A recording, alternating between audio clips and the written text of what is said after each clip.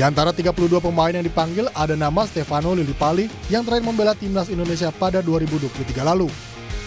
Lillipali merupakan salah satu nama generasi pertama pemain naturalisasi. Tidak ada nama Ragnar Oratmangun dan Elkan Bagot di daftar pemain yang dipanggil Coach Patrick. Ragnar absen karena cedera, sementara Elkan masih harus bersabar untuk kembali memperkuat timnas Indonesia. 32 pemain dipanggil untuk training camp di Bali. Ada sejumlah nama yang kembali memperkuat Garuda, ada pula yang tidak dipanggil. Lalu bagaimana komposisi pemain timnas yang dipersiapkan tim pelatih Patrick Kluivert? Kita akan bahas dengan pengamat sepak bola Roni Pangemanan. Bung Ropan, selamat malam. Selamat malam, Media. Ini saya yakin setelah war ticket kemarin semuanya pasti akan menanti-nanti ya. Jadi siapa-siapa saja yang akan membela Indonesia melawan Tiongkok nanti. Yang salah satu menjadi perhatian adalah nama Stefano Lillipali. Ini saya menduga-duga, kira-kira seorang Lillipali yang usianya sudah 35 tahun ya, apa yang direncanakan? Mengapa ditaruh untuk melapis Marcelino? Ya sebenarnya kan ini pemain sudah lama, masih di zaman STY juga dia sudah diambil untuk bisa bermain di nasional, tapi kemudian tidak bisa tampil, ya tidak dipanggil lagi. Tapi sekarang saya pikir syukur bahwa Patrick Kluivert sebagai pelatih kepala memanggil kembali Stefano Lillipali. Ini untuk mengisi, saya pikir, kekosongan. Dia bagus, punya visi bermain bola yang baik, ya untuk bisa mengisi posisi dari Marcelino Ferdinand di posisi, karena dia bisa bermain di flank juga dengan baik. Itu salah satu saya pikir pemikiran bahwa ya kehadiran dari Lillipali ini sangat dibutuhkan karena pengalaman dia bermain, karena dia bermain sudah lebih dari 30 caps untuk tim nasional, mungkin 7 gol yang dia sudah lakukan dengan 3 assist. Jadi itu yang saya pikir kehadiran dia dibutuhkan untuk pertandingan krusial tanggal 5 Juni menghadapi Cina, karena kita harus menang bermain di GBK. Saya tangkap tadi ada kata-katanya ada gol, artinya memang disiapkan ini untuk menambah keyakinan bahwa kita memang harus cetak gol ya, lewat Lillipali ya. Kita yakin. Betul, karena dia kan bukan hanya seorang pemberi asis, passing-passingnya oke, bagus, tapi dia juga seorang pencetak gol yang berbahaya. Di Borneo dia sudah buktikan itu pada musim yang lalu juga sebagai pemain Indonesia yang sangat subur dalam hal mencetak gol. Makanya saya pikir wajar kalau dia dipanggil lagi, dan banyak yang menunggu itu, menunggu kesempatan kapan Lillipali bisa balik, dan ternyata dia ada. Syukur-syukur, karena ini kan 32 pemain yang dipanggil, masih akan ada nanti untuk sampai 23. Itu regulasi. Apakah dia, pertanyaannya itu apakah dia ada sampai di 23 atau dia tersisi? Ya itu kalau menurut saya sangat disayangkan, dia harus ada di 23 sebenarnya, tapi kembali ke pelatih Patrick Kluivert yang menentukan, tentunya begitu Nitya. Sayang sekali kalau sampai tidak masuk 23. Jadi Anda yakin sebenarnya peran seorang Lillipali ini akan memberikan suatu kontribusi yang krusial sekali ya untuk melawan Tiongkok dan juga Jepang? Iya. Karena dia kan naluri menyerang bagus, ya. Yang dibutuhkan adalah umpan-umpan, dan Ole Romani ada di depan. Itu membutuhkan passing-passing yang terukur, yang matang, dan Lillipali bisa melakukan itu dengan baik. Apalagi tapinya apa, Bung Ropan? Tapinya apa? Kalau tadi Anda melihat bahwa tetap ada kemungkinan bisa saja dia tidak masuk ke 23, tapinya tuh apa? Karena memang kami milih tetap Marcelino, atau sebenarnya ada pertimbangan tadi masih mungkin kali Lillipali bermain penuh? Untuk melawan Cina, saya pikir tenaga dia dibutuhkan. Kenapa? Karena kita tidak punya Ragnar Oratmangun juga yang tidak ada dalam list. Mestinya ada Ragnar di sana.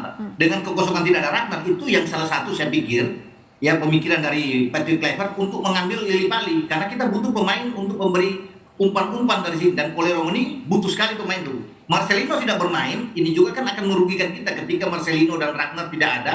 Praktis kita hanya akan mengandalkan Ole Romani di depan. Nah, di sinilah kita butuhkan seorang Lillipali, dan saya sangat berharap bahwa dia jangan gugur di 32. Dia harus tetap bertahan, dan Patrick Kluivert memberi kesempatan untuk bermain. Karena dialah satu-satunya pemain yang kita butuhkan. Kalau Ragnar tidak ada, dia bisa bergeser ke kiri.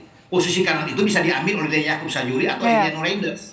Itu yang untuk menghadapi Cina. Karena kan fokus kita jangan ke Jepang, ke Cina saja dulu. 3 poin lawan Cina itu kan harga mati buat kita bermain. Betul. Untuk membuka peluang kita masuk ke paling tidak ke ronde keempat. Makanya dibutuhkan tenaga seperti Lillipali, gitu. Jangan sampai kendor di Tiongkok gitu ya. Ragnar kan sudah pasti ya kemudian tipis karena cedera ya. Elkan juga nampaknya masih harus bersabar. Dengan komposisi seperti ini kita melihat tadi ada kabar baik dari Nasib Palermo ya. Tapi Anda melihat artinya komposisi yang paling mungkin dari 32 masuk ke 23 itu siapa saja yang memang benar-benar diperlukan, Bung Ropan? Iya, memang sangat sulit ya. Itu kan tergantung dari seorang PK sendiri yang akan melihat. Namun nama-nama seperti misalnya yang terakhir bermain dengan Bahrain kita menang itu pasti akan masuk semua. Kecuali Ragnar kan yang tidak bisa bermain dengan Ya, Marcelino, Martin Paes juga tidak bisa bermain. Jadi Emil Audero pasti masuk di sana. mhm. Kemudian Evan Dijk sudah sembuh. Sedikit kelegaan ya Emil ada ya. Ya, Kevin Verdonk akan main, Jai Itzes, Rizky Ridho, Justin Hubner, itu pasti akan ada di dalam. Tom Haye, Joe Pelupesi, itu akan menjadi inti kekuatan kita. Oleh Romani di depan, kemudian ada Eliano Reinders, dan juga dengan Lili Pali tadi. Jadi 11 ini saya pikir akan masuk di samping nama-nama lain tentunya yang akan ikut. Jadi tidak akan berbeda jauh dengan apa yang ada ketika kita terakhir lawan Bahrain. Mhm. Itu aja, cuma yang membedakan karena kita ada akumulasi kartu 2 orang, Martin Paes dan Marcelino, ditambah dengan cederanya Ragnar. Makanya ada 3 pemain tambahan masuk itu. Salah satu saya pikir adalah Lili Pali akan masuk, Egy Maulana juga pasti akan masuk di sana, Ricky Kambuaya juga akan ikut masuk di dalam, ya, termasuk dengan Yakob Sayuri. Ini nama-nama yang pasti akan diambil oleh Patrick Kluivert untuk bisa bermain nanti melawan Cina. Jadi kalau kita sempat khawatir karena lubang yang ditinggalkan Ragnar dan Elkan ini nampaknya masih akan membuat kita ketar-ketir, harusnya dengan komposisi yang Anda katakan tadi, kita masih punya peluang yang cukup signifikan ya? Oh iya, peluang, apalagi kan bermain di kandang sendiri. Betul. Bisa mendapatkan hasil yang bagus. Jadi kita pasti menang. Saya yakin kita bisa mendapatkan 3 poin penting karena itu kan menjadi harapan semua orang ketika kita bermain di kandang dan harus menang melawan Cina. Kita bisa mendapatkan itu karena kita punya pemain-pemain yang mumpuni kan. Ya. Emil ada tambahan. Ketika di Cina kita kalah belum ada Emil Audero. Ya, oleh Romani belum ada. Joe Pelupesi belum ada. Dean James belum ada. Sekarang mereka berempat ada. Ditambah lagi dengan Lili Pali masuk, saya pikir ini akan sangat kuat buat kita gitu. Jadi kalau kita harus tetap mengakui keunggulan Tiongkok ketika leg pertama, tapi bisa kita katakan bahwa kali ini we are more than ready begitu ya. Jauh lebih berpeluang ya. Tapi Kita justru berpeluang, malah oke, tapi gimana Bung? kita berpeluang bisa menang, tetapi kan ada satu hal buat kita yang berbahaya, jangan terlalu overconfidence gitu ya. Percaya diri boleh, tetapi jangan terlalu berlebihan untuk bisa bermain. Artinya kita tetap fokus, kita yakin kita bisa memenangkan pertandingan. Dukungan penonton itu saya pikir sangat berpengaruh buat tim lawan. Dengan komposisi pemain kita yang oke, sekalipun kita tidak punya Martin Paes, tidak punya Marcelino dan Ragnar, saya tetap meyakini bahwa komposisi kita itu sangat kuat dibandingkan dengan Cina. Tapi tetap tidak boleh menganggap remeh, tidak boleh menganggap enteng lawan. Karena Cina itu butuh menang melawan Indonesia. Hanya dengan kemenangan melawan Indonesia, peluang Cina untuk lolos ke putaran keempat terbuka. Karena setelah lawan Indonesia, mereka akan menjamu Bahrain. Nah, itu yang posisi mereka. Jadi mereka akan habis-habisan juga melawan Indonesia. Itu harga mati buat mereka untuk menang. Makanya ini pertandingan yang seru memang, tapi kita diuntungkan bermain di kandang gitu nih ya. Apa yang Anda lihat evaluasi yang benar-benar tidak boleh luput kali ini? Walaupun kita semua punya all the advantage ya, kita punya di pemain-pemain yang kita punya Emil tadi, kita punya bermain di kandang, komposisi squad yang sebenarnya jauh lebih pas begitu ya.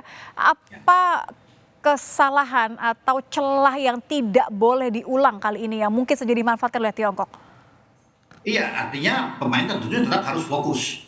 Dan kita tetap harus bisa mengendalikan permainan. Kita harus bisa menguasai ball position melawan mereka. Mungkin mereka akan bermain sama seperti kita, ini Tiongkok atau Cina. Seperti ketika mereka mengalahkan kita, mereka akan lebih menunggu untuk counter attack melawan kita.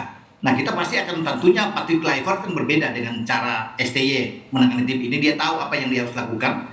Dengan komposisi pemain belakang kita yang kuat, Ridho, Jai Itzes, kemudian dengan Justin Hubner, di kanan kita sudah ada Kevin Dijk, di kiri ada Verdonk. Kita punya kekuatan karena kita punya keseimbangan di tengah dengan Joe Pelupesi yang main bagus melawan Bahrain, membiarkan Tom Haye untuk bisa bergerak memimpin ya, mendistribusi bola ke depan, maka keseimbangan tim itu akan dijaga dengan baik dan bermain yang lebih dalam. Bermain Joe Pelupesi itu yang membuat saya yakin bahwa keseimbangan tim kita lebih bagus dibandingkan dengan lawan. Tapi tetap kita tidak boleh menganggap remeh. Tapi bolehlah kita berdoa ya. Jadi kalau menurut Anda Bung Ropan, berapa kita bisa angka yang bisa didapat lah? Iya, yang penting judul temanya menang. Tidak perlu dengan skornya. Ya, berapapun angkanya harus menang ya. 1-0, 2-1, ya syukur-syukur 2-0. Yang penting 3 poin. Itu kan yang paling penting buat kita untuk bisa memenangkan pertandingan melawan Cina, begitu. Oke, tetap fokus, tidak boleh kesalahan dan fokus untuk menang. Terima kasih Bung Ropan sudah bergabung bersama kami di Kompas Malam. Berdoa yang terbaik untuk Tiongkok lawan Timnas. Terima kasih. Ya.